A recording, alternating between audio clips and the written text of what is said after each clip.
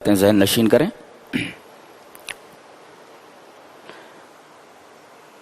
انسان پر جو بھی مصیبت آتی ہے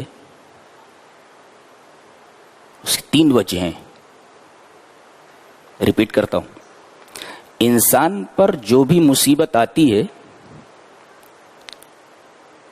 اس کے تین ریزنز ہوتے ہیں، تین وجہیں ہوتی۔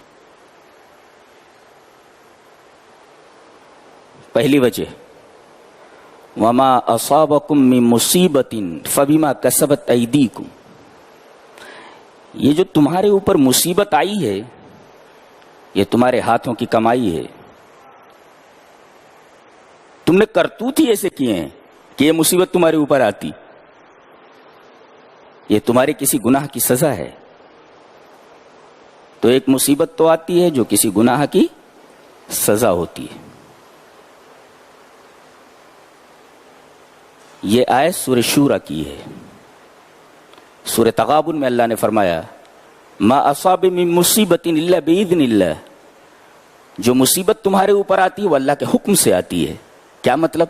اللہ کے حکم سے آتی ہے، مطلب یہ ہے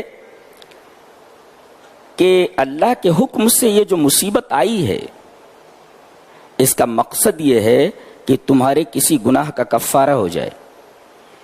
وہ مشہور حدیث ہے، آپ سنتے رہتے ہیں کہ اگر کسی مومن کو کانٹا بھی چبھ جائے، جو کانٹا چبھنے سے جو اس کو تکلیف ہوتی ہے، اس تکلیف کی وجہ سے اللہ تبارک و تعالیٰ اس کے گناہوں کا کفارہ کر دیتا ہے۔ تو ایک مصیبت آتی ہے آپ کے گناہوں کو مٹانے کے لیے آتی ہے۔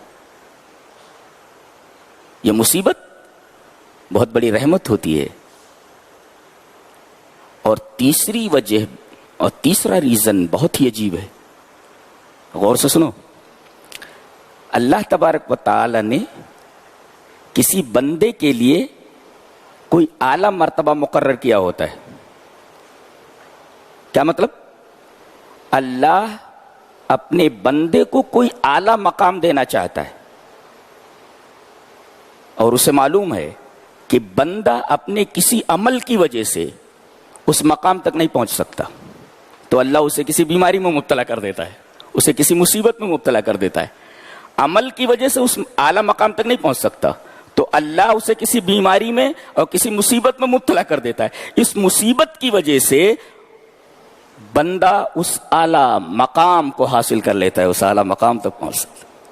اللہ، اس کا مطلب کوئی بیماری آئے، کوئی مصیبت آئے تو ہو سکتا ہے یہ مصیبت اللہ ہمیں اس وجہ سے دے رہا ہے، اس مصیبت میں اس وجہ سے مبتلا کر رہا ہے تاکہ اس اعلیٰ مقام کو ہم حاصل کر لیں جو ہم اپنے عمل کی وجہ سے حاصل نہیں کر سکتے۔ بہت گہری بات ہے، شاید آپ نے کبھی سنا ہو۔